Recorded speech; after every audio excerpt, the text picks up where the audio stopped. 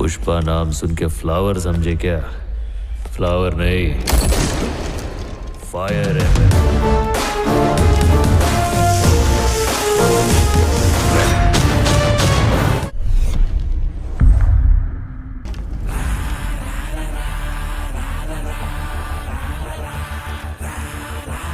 ओ तेरी झलक शर्फी श्रीवल्ली नैना मदक बर्फी, तेरी झलक शर्फी श्रीवल्ली बातें करे दो हल्फी।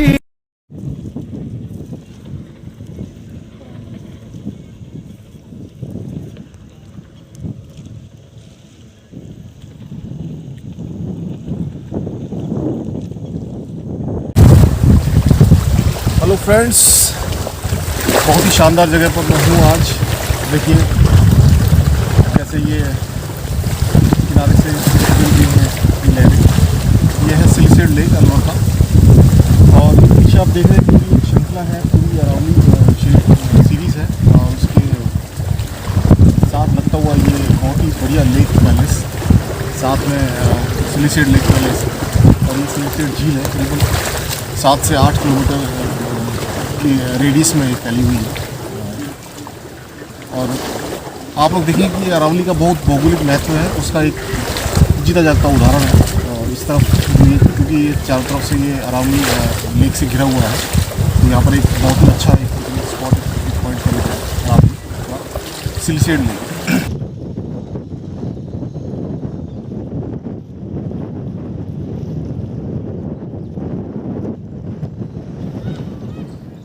दोस्तों, हम आज आपको एक कहानी सुनाते हैं। कहानी है बहुत पुरानी, आज से करीब 60 करोड़ साल पुरानी। साइंस की भाषा में अगर कहें तो प्री कैम्ब्रियन काल की कहानी। दोस्तों, अरावली के ज़्यादातर जंगल जो हैं वो इसके दक्षिण भाग में पाए जाते हैं, और उत्तर की पहाड़ियाँ जहाँ तक हैं वो ज़्यादा पथरीली पाई जाती हैं। इसकी सबसे ऊंची चोटी जो है उसका नाम है गुरु शिखर, जो कि उदयपुर में स्थित है, और जिसकी ऊंचाई लगभग 1722 मीटर है। अरावली पर्वत श्रृंखला का पश्चिम भाग जो है वो मारवाड़ कहलाता है, वहीं पूर्वी भाग जो है वो मेवाड़ कहलाता है। मैंने आपको बताया गुरु शिखर जो है माउंट आबू में है, बहुत ही अच्छा पिकनिक स्पॉट है, उदयपुर के अंदर स्थित है। अरावली प्री कैम्ब्रियन काल में बनी हुई है, यानी कि अब से करीब अनुमानित जो है 60 करोड़ साल पुरानी। यानी कि ऐसा मान लो आप कि जब कुछ भी नहीं था तो यही था, यही था, यही था। अरावली पर्वत श्रृंखला के आर पार जाने के लिए मुख्यतः 5 दर्रे हैं, जिन्हें कि नाल कहा जाता है। वो जो 2 पहाड़ों के बीच में एक रास्ता होता है ना, इस तरह से दर्रे होते हैं, उसे नाल कहते हैं। इसमें पहाड़ों पर चढ़ने की जरूरत नहीं होती और उस रास्ते पर से होकर के जा सकते हैं। इस तरह से 5 मुख्य दर्रे हैं। मोस्टली अगर मैं कहूँ तो सांस्कृतिक जो धरोहर हैं उनमें जोधपुर का जो मेहरानगढ़ का फोर्ट है वो, तारागढ़ का किला जो कि अजमेर में स्थित है, और दिल्ली में जो राष्ट्रपति भवन है वो इसी पहाड़ी पर बना हुआ है। दिल्ली के पास का जो सिरा है उसे दी रिज इंग्लिश में कहें, और लगता हुआ जो सिरा है उसे दी रेज या दी रिज का नाम दूंगा, ऐसा मान सकते हैं। देखिए दोस्तों, आपको लगता होगा कि पथरीली चट्टानें हैं और इतनी लंबी सारी जो सीरीज़ है इसका कोई मतलब क्या है, इसमें कटीले पेड़ पौधे हैं, जलवायु भी ठीक नहीं है। लेकिन आपको मैं सच बताऊं तो इसको आप अरावली पर्वत श्रृंखला को हल्के में ना लें, और इसका एक बहुत ज़बरदस्त भौगोलिक महत्व है हमारे जीवन में। और सबसे जो मेन जो इसको हम लोग कह सकते हैं वो ये है कि ये जो है थार का मरुस्थल जो कि इसके पश्चिम भाग में फैला हुआ है, और जो कि तैतीस सागर का अवशेष माना जाता है। पहले वहाँ 33 सागर हुआ करता था, उसे पूर्व की ओर आने से रोकता है। ये जो श्रृंखला बीच में एक तरह से एक बैरियर का काम करती है। और जहाँ तक कि आज के तथ्य जो हैं वो ये भी कहते हैं कि जो थार का जो मरुस्थल है वो हर साल जो है 500 मीटर 500 स्क्वायर मीटर की एक जो पैरामीटर है उससे वो लगभग बढ़ता जा रहा है, यानी कि थार का मरुस्थल रेगुलर बढ़ता जा रहा है, लेकिन कहीं ना कहीं ये उसे रोकने का काम करती है। फिर भी बहुत सारे उन्मूलन जो है कार्यक्रम जो है गवर्नमेंट की तरफ से चलाए जा रहे हैं रेगिस्तान को रोकने के लिए। उसमें इसका जीर्णोद्धार भी है। अरावली से रिलेटेड जितनी भी बायोडाइवर्सिटी पार्क वगैरह बनाए जा रहे हैं और बहुत से ऐसे कार्यक्रम चलाए जा रहे हैं जिससे कि इस चीज़ को रोका जा सके। अब देखिए, एक अरावली सीरीज़ में एक दुर्ग बना हुआ है। आप लोगों को मैं थोड़ा जूम करके बताता हूँ। ये देखिए, ये दरअसल नीमराना जो कि अलवर से करीब 60 किलोमीटर के डिस्टेंस पर है, नीमराना का दुर्ग है।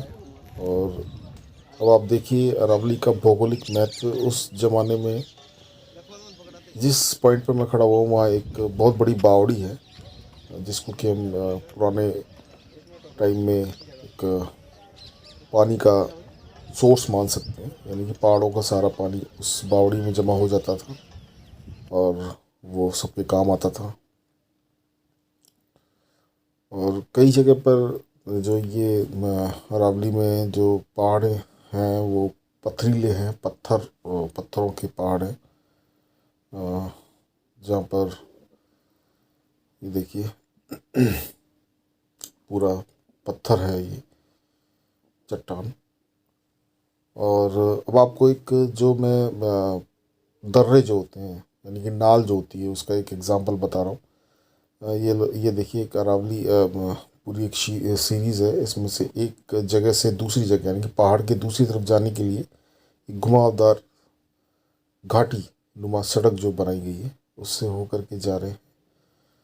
और इस सड़क के माध्यम से पहाड़ की दूसरी तरफ जा सकता है, जो कि एक दर्रे का, जिसको दर्रा कह सकते हैं, उसका एग्जाम्पल है।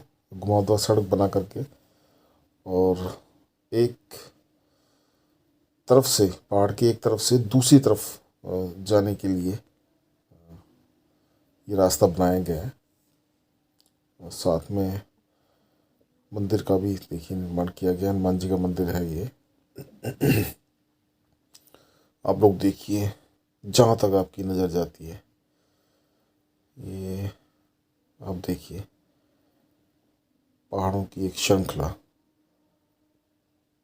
पूरी कतार में बने हुए हैं और हम दूसरी तरफ आ चुके हैं। और ये भी एक एग्जांपल है। यहाँ पर देखिए सिंगाड़े की खेती हो रही है। ये अरावली की एक श्रृंखला है, उसके नीचे तले में सिंगाड़े की खेती हो रही है। और ये सामने आप देख पा रहे हैं, ये भी एक दुर्ग है जो कि पहाड़ की चोटी पर बनाया हुआ है। बाला किला जो कि अलवर में स्थित है। सेफ्टी पर्पज़ को ध्यान में रखते हुए राजा महाराजा पहाड़ों की चोटी पर बनाए थे जिससे कि दुश्मन पर नज़र रख सकें। और ये एक बायोडाइवर्सिटी पार्क बनाया गया है। इसकी तलहटी में जलवायु थोड़ी नम रहती है इस जगह पर। ओ तेरी झलक शर्फी श्रीवल्ली नैना मदक बर्फी, तेरी झलक शर्फी श्रीवल्ली बातें करे दो हल्फी। अरावली पर्वतमाला है, बहुत पुरानी संस्कृति इसकी है, बहुत पुराने जीवन काल इसने जिया है। अगर इतिहास की माने तो ये करीबन 870 मिलियन वर्ष पुरानी है। हिमालय जो पर्वत है उससे भी कहीं ज़्यादा पुरानी है, लेकिन जीवन काल के चलते और काफ़ी समय से इसका अपर्दन होता गया और इसका मिट्टी का कटाव, बारिशों की थपेड़े, आंधी तूफान की वजह से इसका निरंतर अपर्दन होता गया। दोस्तों, आप जो ये पहाड़ों की सीरीज देख रहे हैं अरावली पर्वत श्रेणी है। इसे लोकल में मेवात की पर्वत श्रेणी भी कहा जाता है।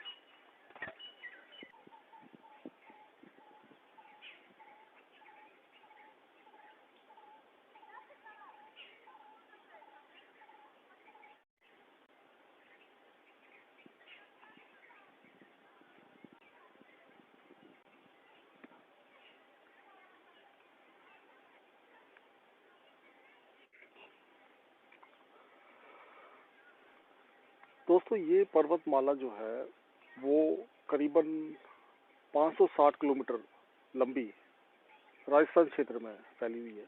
अगर इसकी टोटल लंबाई अगर हम लोग देखें तो करीबन 690 किलोमीटर पड़ती है। और ये जो पर्वत श्रेणी है, इसका जो उद्गम स्थान है वो गुजरात के पालनपुर से होकर के और धीरे धीरे इसका जो विस्तार है वो दक्षिणी पूर्वी मानसून जो है उसके पैरेलल जाता हुआ और छोटी छोटी पहाड़ियों के रूप में ये निकलती हुई जाती है और दिल्ली तक इसका क्षेत्र फैला हुआ है। में जाकर के ये बहुत ही छोटे रूप में आ जाती है और एक तरह से समतल मैदान के रूप में आ जाती है। अगर हम देखें तो राष्ट्रपति भवन जो है वो दिल्ली में ही एक अरावली की एक छोटी सी श्रृंखला की पहाड़ी के ऊपर बना हुआ है। और पश्चिम में इस पहाड़ी के जो पश्चिम में जो राजस्थान के जो क्षेत्र है उसमें जोधपुर, जैसलमेर, बीकानेर का संभाग पड़ता है, जो कि इसको जो है वहाँ का रेगिस्तान को आने से रोकता है राजस्थान के अंदर, यानी कि एक तरह से ये एक दीवार का काम करती है।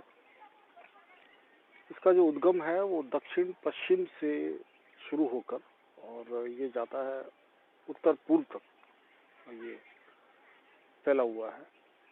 और इन पहाड़ों के जो बीच में कहीं कहीं तो दो पहाड़ियों के बीच में 10 किलोमीटर का डिस्टेंस हो सकता है और ज़्यादा से ज़्यादा 100 किलोमीटर का भी डिस्टेंस हो सकता है।